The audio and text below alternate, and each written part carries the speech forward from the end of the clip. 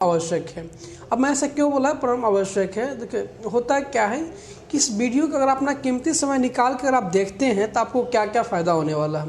दोस्तों इस वीडियो में मैं बात करूंगा नंबर 1 कि आपको जो डाइजेस्टिव सिस्टम है, यानी कि जो खाना खाते हैं उसको डाइजेस्टिव कैसे हमारे बॉडी करता है और क्या क्या करें जो आप घर में बिना मतलब कम खर्चा में, बहुत ही कम खर्चा में आप अपना डाइजेस्टिव सिस्टम को यानी कि पाचन तंत्र को जीआई ट्रैक्ट से और ये कम खर्चे में बिल्कुल बेहद तरीके से बताऊंगा, जिससे आपका चट्टान से भी ज़्यादा मजबूत आपका डाइजेस्टिव सिस्टम हो जाएगा।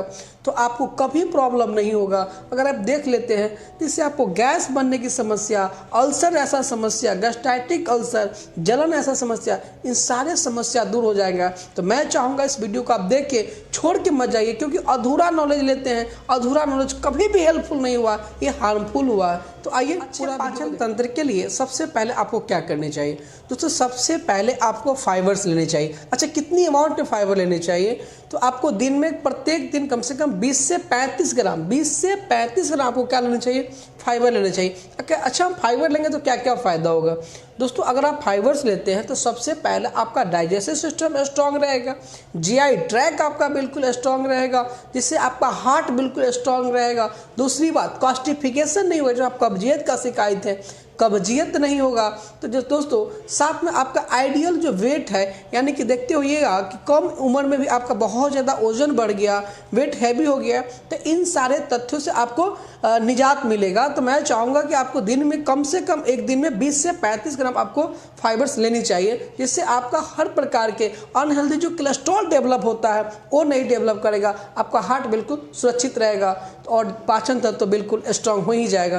तो आपको एक दिन में कम से कम 20 से 35 ग्राम आपको फाइबर्स लेनी चाहिए। बहुत ही कॉमन, आप चिलगम जानते होंगे, चिंगम जो खाते हैं बच्चे तो खाते हैं, या आप कभी क्रिकेट देखते होंगे, जैसे भी आईपीएल चल रहा है आप देखेंगे क्रिकेटर्स जो होते हैं वो चिंगम चिबाते रहते हैं। चिंगम हमारे फायदे की क्या होता है? विज्ञान ऐसा मानता है कि अगर आपको बहुत ज़्यादा गैस बनती है, एसिड रिफ्लैक्स होती है, तो आपको चिंगम खानी चाहिए। चाहे आपका एज जो भी, आप बच्चे हैं या फिर आप एडल्ट हैं, तो आपको चिंगम खानी चाहिए। चिंगम से आपको फ़ायदे क्या क्या होगा? जैसे कि आप जानते हैं कि आपके माउथ में क्या बनता है? सलाइवा बनता है। ये सलाइवा जो होता है आपका अल्कलाइन होता है।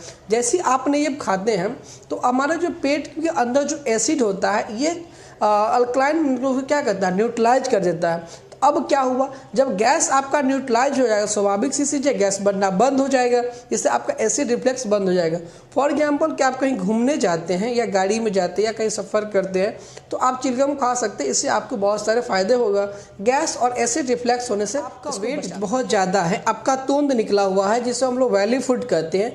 अगर आप ऐसा है तो आपको वेट कंट्रोल करनी चाहिए। अगर आप वेट कंट्रोल नहीं करते तो आपको बहुत सारे प्रॉब्लम देखने को मिलेगा।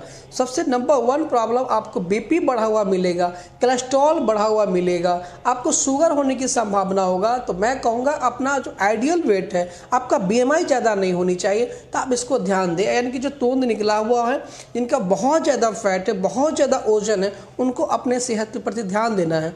ध्यान में ये देना है कि प्रत्येक दिन कम से कम आप 40 से 45 मिनट, 50 मिनट, 1-1 घंटा आपको एक्सरसाइज करनी चाहिए, मॉर्निंग वॉक करनी चाहिए, टहलनी चाहिए, जिससे आपका जो फैट है, फैट को कमाइए, वैली फूड के कमाइए, ताकि आपको सारे प्रॉब्लम से निजात मिले, आपको डायबिटीज नहीं हो, आपका हार्ट का बीमारी नहीं हो, आपको बीपी नहीं हो। तो साइंस हमारा मानती है कि आपको एक बार में भरपेट खाना नहीं खाने चाहिए, और खाना को ना बिल्कुल आपको चबा चबा के खाना चाहिए। आप ऐसे समझिए, मैं हर वीडियो में बताता हूँ कि खाना को पीना चाहिए और पानी को चबाना चाहिए। अच्छा, ऐसा क्यों? आप जैसे क्या करते हैं ना, बोतल से पानी पीना चाहिए। आपने क्या लिया, एक बोतल लिया, बोतल को खोला, डायरेक्ट पानी पीने लगते हैं, तो पानी के साथ साथ क्या जाता है? आपका एयर जाता है। एयर बोले तो हवा जब अंदर जाता है तो गैस तो फॉर्मेशन होगा। दूसरी बात, खाना खाने में जल्दीबाजी नहीं करना चाहिए। आपने खाना खाने में क्या करते, आपने जैसी खाना को लिया एकदम तेज में खाते हैं, जरूरती अंदर नगलते हैं। आप जब नगलते हैं तो उस समय क्या होता है? एयर भी साथ में जाता है, क्योंकि खाना का बड़ा अमाउंट एक साथ जाएगा, तो जो आपका खाना खाना की लाइनिंग है वो क्या होगा, उसमें इन्फ्लामेशन आएगी, तो स्वाभाविक सी चीज़ है एयर आपके अंदर जाएगा तो भी आपको गैस बनाएगी। दूसरी बात करें तो आपको अत्यधिक मात्रा में पानी लेनी चाहिए। अगर आप पानी कम लेते हैं तो स्वाभाविक सी चीज़ वहाँ पे भी आपको गैस बनेगा, कॉन्स्टिपेशन डेवलप करेगा, और ऐसे प्रोसेस अगर बार बार चलता रहा तो आपको बड़ी बीमारी इरिटेबल बाउल सिंड्रोम, जिसको आप लोग IBS के नाम से जानते हैं, अल्सर के नाम से अल्सर भी होने की संभावना है। तो आपको इस पर ध्यान देनी है। एक व्यक्ति को अगर आइडियल देखा जाए तो एक प्रत्येक दिन 3 से 4 लीटर पानी पीना चाहिए। देखिए आजकल के दौर में देखते हैं बहुत कम पानी पीते हैं, बहुत कम पानी पीते हैं, तो आप समझ सकते हैं कि आपको डाइजेस्टिव का बहुत सारी बीमारी हो सकते हैं, जैसे IBS।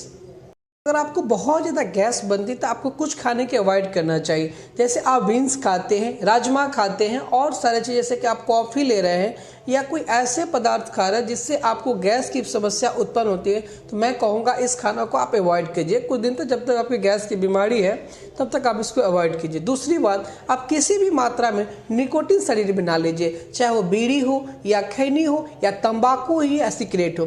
दोस्तों ये क्या करता है, निकोटिन आपके शरीर में क्या करता है, निकोटिन आपके शरीर में जैसे आपने लिया तो ये एयर के फॉर्म में जाता है, जिसको आप लोग धुआं कहते हैं। ये क्या करेगा, आपको जो खाने के लाइनिंग है, खाने को लाइनिंग क्या करेगा, लूज कर देगा। अब ये जब स्वाभाविक सी चीज़ है, ये जब लूज होगा तो स्वाभाविक से जो हमारे पेट में HCl में जो एसिड बन रहा है वो एसिड कहाँ निकलेगा, बाहर निकलेगा, तो एसिड रिफ्लेक्स होगा, तो स्वाभाविक से आपको सीने में जलन होगा। तो तंबाकू किसी भी मात्रा में आप ले रहे हैं तो आपको डायरेक्ट खाना, अब चाहे खैनी क्यों नहीं खाए, आप तंबाकू जो देखते हैं बहुत लोग खैनी खाते हैं, तो ये तंबाकू के फॉर्म में लेते हैं, तो जैसे इसके जो आप कुछ पार्टिकल्स अंदर जाता है तो आपके खाने के लाइनिंग उसको बिल्कुल क्या करता है, मुलायम सब्टेनियस बना देता है, जिसकी वजह से क्या होता है, आपका एसिड बाहर निकलता है। तो मैं कहूँगा कि आपको इसके फॉर्म में आप निकोटिन को अवॉइड करना चाहिए, या बीड़ी हो या सिगरेट हो या तंबाकू हो। अगर आप इसको जो आप इग्नोर करते हैं अपने लाइफ स्टाइल से अल्कोहल ले रहे हैं तो ये आपको डाइजेस्टिव के लिए ज़्यादा बेटर नहीं है, लेकिन आप अल्कोहल ले रहे हैं तो हम कितनों बोलेंगे कि आप अल्कोहल को छोड़ दीजिए, ये बात तो मानिएगा नहीं, ये क्योंकि आपका हैबिट है। हम तो सारे मरीज को बोलते हैं कि अल्कोहल के अवॉइड करना। अगर आप अवॉइड नहीं कर सकते तो कम से कम अपनी सेहत के लिए कम कर सकते हैं ना। अगर आप मेल है तो आप 2 ड्रॉप ले सकते हैं, यानी कि 2 गिलास तक हम मैक्सिमम ले सकते हैं, इससे ज़्यादा नहीं लीजिए। अगर आप फीमेल है, हालांकि फीमेल तो हमारे जो गांव की है, जो शहर से थोड़ा दूर रहते हैं, वो तो नहीं लेती है, लेकिन अगर फीमेल ले रही हैं तो वो ज़्यादा नहीं, एक से ज़्यादा ड्रॉप ना ले, नहीं तो आपको इससे लीवर और पेनक्रियाज पर असर पड़ेगा, तो इससे आपका लीवर कैंसर तक भी होने की संभावना है, तो आप इसको अवॉइड करेंगे। दूसरी बात, अगर आप ड्रिंक करते हैं तो बिल्कुल खाली पेट में ना करें। अगर आप खाली पेट में करते हैं तो बहुत ज़्यादा प्रॉब्लम करते हैं। दूसरी बात, अगर महिला प्रेग्नेंट है तो वो भी उनको ड्रिंक नहीं करना चाहिए। अगर आप नेचुरली जी रहे हैं, आपको पार्टी फंक्शन है, तो आप फिर भी आप बहुत ज़्यादा नहीं लीजिए, आप जो है मैक्सिमम 2 गिलास लीजिए, और आप फीमेल है तो 1 गिलास लीजिए। इससे आपको बहुत ज़्यादा फायदा होगा, क्योंकि नुकसान कम करेगा तो फायदा ही माना जाएगा। तो मैं चाहूँगा कि आप कम लीजिए। दोस्तों आपको सॉल्ट की मात्रा को बिल्कुल ये बहुत ज़्यादा मात्रा में नहीं लेना चाहिए।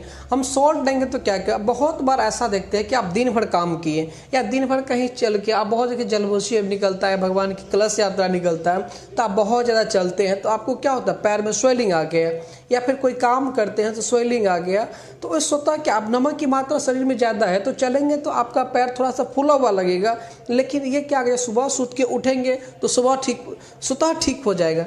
जैसे कि बहुत बार ऐसा भी होता है, नमक की मात्रा ज़्यादा लेते हैं तो रात को जब सोए हुए हैं और जब सुबह देखते हैं तो आपका फेस थोड़ा सा फुला हुआ लगता है, लेकिन जैसे आप ब्रश करते हैं, थोड़ा चल फिर करते हैं, थोड़ा घूमते हैं, कुछ कार्यरत होते हैं, तो स्वतः जो स्वेलिंग आपका है वो स्वतः कम हो जाता है। तो ये इसके होने के मुख्य कारण आपके शरीर में NaCl की मात्रा बढ़ जाना। तो मैं कहूँगा इसको थोड़ा सा कम के रखना चाहिए।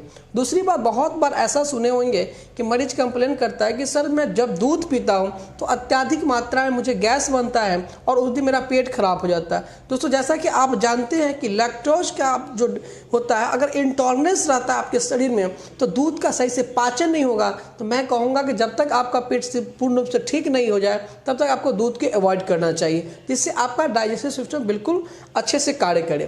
दोस्तों अब बताइए, अगर इतने बात को अगर आप फॉलो करते हैं तो क्या आपका डाइजेस्टिव सिस्टम कमज़ोर रहेगा? क्या आपको गैस बनेगी? क्या आपको पेट में जो कॉन्स्टिपेशंस होता है इतना फॉलो कर रहे हैं तो मैं दावे के साथ कर रहा हूँ आपको गैस नहीं बनेगी, पेट की प्रॉब्लम नहीं रहेगी। आप कहते बहुत बार कमेंट करते कि मेरा बाल झड़ रहा है। यार बाल डाइजेस्टिव सिस्टम की वजह से भी बाल झड़ता है, डिप्रेस्ड रहते। अगर इतना करते तो डिप्रेस्ड भी नहीं रहेंगे। अगर बताइए, अगर आप इतना फॉलो करते हैं ना तो आपका डाइजेस्टिव सिस्टम या आपका बॉडी जो है ना चट्टान से ज़्यादा बढ़िया हो जाएगा, चट्टान से ज़्यादा मजबूत होगा। फिर भी आप क्यों? क्योंकि आपके पास टाइम नहीं है। आप फालतू वीडियो देखना पसंद करेंगे लेकिन एजुकेशनल वीडियो देखना पसंद नहीं करते, यही प्रॉब्लम है। अगर आप वीडियो को हम चाहूँगा कि आप प्रत्येक व्यक्ति के पास शेयर कीजिए जो लोग डाइजेस्टिव सिस्टम से बहुत परेशान हैं और डाइजेस्टिव सिस्टम को ठीक करने के लिए, बिल्कुल स्ट्रॉन्ग करने के लिए बस आप इतना कर लेते हैं। मैं कहूँगा ना कि डाइजेस्टिव सिस्टम आपको चट्टान से ज़्यादा स्ट्रॉन्ग होगा। ये एजुकेशनल वीडियो है, मैं चाहूँगा इसको शेयर करिए। अगर आपको अच्छा लगा तो लाइक शेयर कमेंट करें और अपने सारे दोस्तों के पास शेयर करें। Thank you for watching. Thank you.